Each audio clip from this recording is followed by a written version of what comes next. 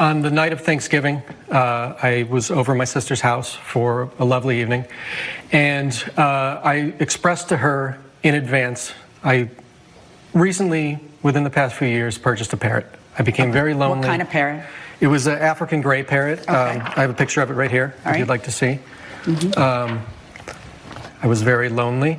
Okay. You know, not a lot going on at that time, and my sister, my brothers, they all have lives. They all have families, and I unfortunately don't have anyone to share my time with. So I bought this parrot to basically have company, to be able to speak to somebody and them speak back to me. I could have gotten a dog, but the dog isn't going to talk back to me. It's not going to be, and with the hours that I work, I have no time. It was a low maintenance pet. So you'd had the African gray for how long? About 3 years now. How long do they live? My understanding is they live a really long time. Yeah, they could live 30, 40 years from what I understand. That's wild. Yeah. All right, so yours got sick. What was wrong with yours? So he came down with a lung infection. How did that happen? Do you know, or the vet? They really don't know. It just could have been something in the air with the moisture. My sister invited me over for Thanksgiving. Okay. We hadn't seen each other in some time, since about the 4th of July. How come? Just life, or was life there... and... honestly, I felt like my sister stopped inviting me to things. She would constantly post about... There was an incident during July 4th that she claims that I got a little bit out of hand. Out of hand temper-wise, or out of hand just out of drinking, hand, or out of hand... having too much fun, I guess. Meaning, what does she say? That you drank too much? She said that I drank too much. Okay. We all were drinking, having a good time. All right, so tell me about Thanksgiving. So Thanksgiving, I expressed to her, hey, my parrot's sick, would you mind if I bring him with me? She expressed, no, it's going to be too loud, this and that. So I politely told her, hey, I still want to be a part of it. I'll come, but I have to leave at a certain time because my parrot is very sick. It needs its medication at a specific time every day, otherwise it could die. I went over, we were enjoying the night, everything was going fine. We had drinks and food and everything else, and then I expressed to her, okay, it's time that I need to go. So I picked up my keys, proceeded to the door, at which time she became very belligerent, started screaming at me that I'm not going anywhere, I'm too drunk, so I offered to take a ride share. Again, expressing that this is the reason that I need to get home because of my sick What do you mean parrot. you offered to take a ride share? So she thought that I was too intoxicated to drive. Right, and she has your keys. She has my keys, so I said, so I will take... Problem solved, you're taking a ride share. Why didn't you just take the ride share? Unfortunately, my house keys were on those keys. Okay. So I expressed to her that I just needed those keys from her. She took my keys then and threw them down the basement stairs. Who does that? Are you 5 years old? And don't talk to her directly, so go on. So I proceed down the basement stairs to get my keys, at which time I hear the door slam behind me. She had locked me in the basement. Did you lock him in the basement? Okay, Your Honor, firstly, it's not just a basement. He's making it sound like it's a dungeon. It's a guest suite. It's really very nice. Our mother has stayed there. As kidnap locales go, this one's a good one? Yes, excellent. This would be great digs. But in all seriousness, Your Honor, he was very drunk, and he was getting violent. And it wasn't just me. Cousins, our other brothers were there. His niece and nephew, my two children, were terrified. And the key incident, I didn't have his keys. The cousin was trying to hold him back. He was getting violent. How was he getting violent? What does that mean? That's a conclusion. Tell me what he was doing. Okay, they were shoving each other. Who was? And him a cousin. And who? And one of our cousins. Okay. First cousin. And then our brother Levi almost got involved, and he was trying to hold them back. I did miss the initial start of that fight. I was putting away stuff in the dishes. This was after the dinner. Thanksgiving, the source of so many cases. Right. Go ahead. I know, we're very thankful. Yes, so he started, I came running, there was a whole commotion, and I see them holding him back. They say, here, I'm going to take the keys. So I took the keys, and I didn't know Did he ever mention taking a ride share? No. Did you ever mention it? Yes, we said we'll send him home in a ride share, which and what did he say? He didn't want to. If your brother keeps drinking a little bit too much, almost every single family gathering that you guys have, then maybe just stop inviting him over, especially if you have children present. Even if it happens so that he got a little bit tipsy, I don't think it's the right answer to throw him into the basement and lock the door. He's an adult. He should be making his own decisions. And although you don't want him to drive, fine, don't give him the car keys. then order the ride share yourself. Put your brother in that ride share, wish him luck, wave to him goodbye, and maybe meet the next day and give him the keys from his car back. On the other hand, given all the evidence that we're getting right now with the Parrot not being well, I honestly don't believe that 1 hour and 30-minute delay would have caused the demise of the Parrot. There probably was something more going on with the bird, something way more sinister than just the bacterial infection, and maybe he was already very sick even before the plaintiff got to the party. Let's go back. So he's making up when he says, I'll take a ride share. Absolutely. And Your Honor, and now he's making up that his house keys were on there. We absolutely would have taken off the key and given it to him. That never got mentioned. Things got way out of hand. What was he saying? I want my keys. I want my keys. I want my keys. Sorry, Your Honor. He started screaming belligerently, swearing, saying all sorts of things that we were all against him. He was getting into background things that are inappropriate. And what happened with the keys is he tried to grab the keys from me, and I sort of knocked my hand, I threw them down. I don't think that anyone has a problem or should have a problem with you taking the keys from him so he doesn't kill himself. The problem is that you lock him and he could have killed someone else. Right. And then you falsely imprison him, which is actually a crime. You lock the door and don't let him out. It's not like you called him a ride share and said, your ride share is coming. I'll let you out. I don't care. You're not listening. You're not listening to me. I will not take the ride share. Hey, you hear me? Yes. Yeah, talking over me is not a good idea. I don't care what he wants. It's not as though you temporarily detained him down there and then said, I'm calling you a ride share. I understand you need to get to your sick parrot. As soon as the ride share comes, I'll let you out when you hand me the key. None of that stuff happened. You just locked him in there and said, sleep it off. And you knew he had a sick parrot that he needs to know. You may listen, because none of that is what you did. What you did was lock a guy in and not open up for hours. Temporarily. Yeah, I know, for hours. No, it was an hour and a half, okay? Yeah. Which actually, and it wasn't just me. The cousin, Where are they? Call your next witness. They are Call working. your next Your witness. Honor, they're working. Oh, okay. They're working. We're all you got working. affidavits from them? Anything? Do you have anything? He should sue me. Do you have anything to prove that it wasn't just me? Because you keep saying that. Listen, I have texts from him, and he knows this is not an isolated incident. It happened on July 4th. What happened on July 4th? It's not just July 4th, but on July 4th, there was an incident almost exactly the same. And what happened on July 4th is my question.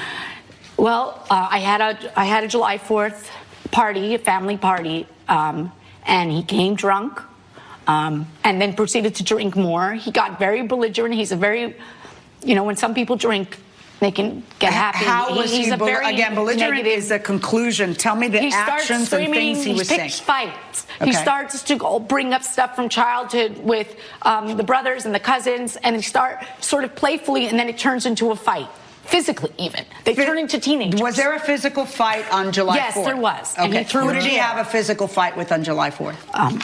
Him, Julian, and our brother. Okay, Julian is him, but yes. Who was the other person? Which brother? And Levi. And is that accurate? No, Your Honor, that is not accurate. Does your family think you have a drinking problem? My sister believes I have a drinking problem. Has anyone else in the family accused you of overdoing the alcohol? My brother Levi has, mainly because... And Sam. I'm sorry. Am I directing my question to you? I apologize. Your Honor, if I may just explain. Just answer my question. Does anybody else in the family think you have a drinking problem? My brother Levi has mentioned it, but again, it's because she is in his ear. Do you think you have a drinking problem? I do not. See? Do you think it's normal to be at family functions and end up locked up in a room and in fist fights and all the other stuff that happens in your family functions? I do not, but I think she's misrepresenting actually what's going on. No one was ever in a fist fight. I don't know where she's getting that from. She's making that up. She's making that up. I'm making that up. And if I could go back to July 4th, we were all drinking all day. I did not arrive there drunk.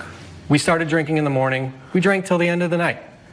Did we have a lot to drink? Yeah, we all did. But it was spread out throughout the day. Was there a fight? No. Were we shooting some fireworks at each other? Yes. Did anybody get hurt? No. Did anybody accuse you of drinking more than everybody else? Yes. My sister. No, besides her, I mean. That day, no. How about the next day? No, not the next day either. Okay. At previous family functions, my brother Levi has said something, but I've seen them talking, and then he'll come and say something. All right. So what happens when an hour and a half later you're let out? What happens? I grabbed my keys, I grabbed my jacket, I stormed out of the house as fast as I could because I didn't know what she was going to do next. Oh, yeah, I'm so I sorry. raced home as fast as I could. But unfortunately, by the time I got there, the infection just spread a little too quick. So you got home an hour and a half late to give your bird its medicine. You think that's what killed the bird and not the infection? So I actually have a statement from his veterinarian stating that if the medication was not given at a specific time, exactly on the hour, that the infection could spread rapidly. Well, that's true of every infection, but it was a. Let me see what your vet wrote. Your Honor, may No, you may not. Okay. Because I had the same. And if you can, you know what? Sit down, because apparently if you're standing there, you're just going to bark out things. Sit down. Sit down. I'll let you know when it's your turn. If Chucky missed a dosage of antibiotics, or if he didn't get them within a few hours of missing the dose, there would be a chance of illness or even death. Yeah, of course, because Chucky has an infection. I'm just trying to figure out, how you can possibly prove that the hour and a half delay is what killed. I'm sorry that you lost your African gray, and I know that you loved that pet as we love our pets. I'm having difficulty deducing that the hour and a half delay, however wrong it was to lock you in somewhere, however criminal that behavior is, there's no question that if you, in fact, have been drinking too much, you should. In fact, you don't need to be drunk as a skunk to not be driving. You understand that? Yeah, sure. I cannot shake the feeling that the sister loves to be in charge and in control. She obviously has control issues. She cannot let go for a second. Even during their family gatherings, she wants to be in charge of what's going on, what's happening. And she feels like she knows best. And maybe even so, but they're adults. The brother has his own life, and whether she agrees with it or not, she agrees with his choices that he makes, with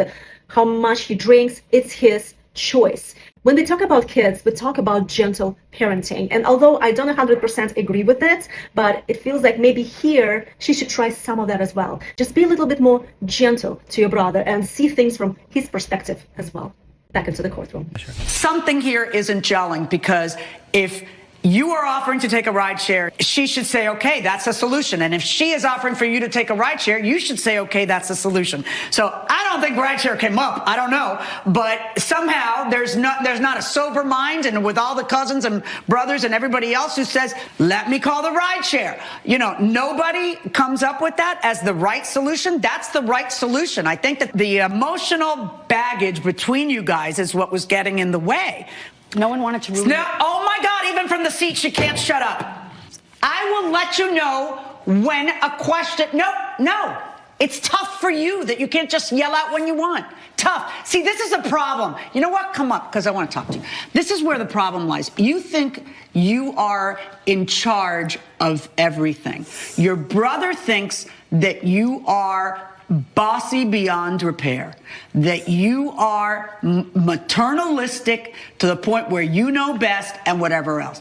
And you may know best. Certainly, if he is over drinking, you certainly know best. If you're taking the keys away from him when he shouldn't be driving, you certainly know best in that situation. Let me explain something to you. There is a lot of family history here that is going to be in the way of you folks having a relationship. You keep trying, but you keep failing. And if you don't understand this, there is always going to be that problem. And I can tell that even in a situation where you should be a little bit intimidated and a little bit, reserved and waiting your turn and waiting to be called upon, you can't control yourself. You know best. And that's not a great trait. And this is coming to you from someone who thinks she knows best all the time. So it's not that I don't understand the type A personality, but my God, you got to have a break. Pump the brakes somewhere. All right. I know you love your brother. I know that you felt like you were doing what was best for him. As it turns out, what you were doing was a criminal act. But as it also turns out, there is no way on God's green acres that you can prove to me that the reason your bird died was that hour and a half. You want her to pay you the cost of the bird because you say she killed the bird. She didn't kill the bird. She may have killed your self-esteem. She may have killed your feelings. The bird died not because she kept you an hour and a half. You couldn't, even the vet can't say that. The best the vet can say is that you know, when you take antibiotics, if you're a few hours late, that means death? No, it means, you know, it has to have time to grow in you to kill you.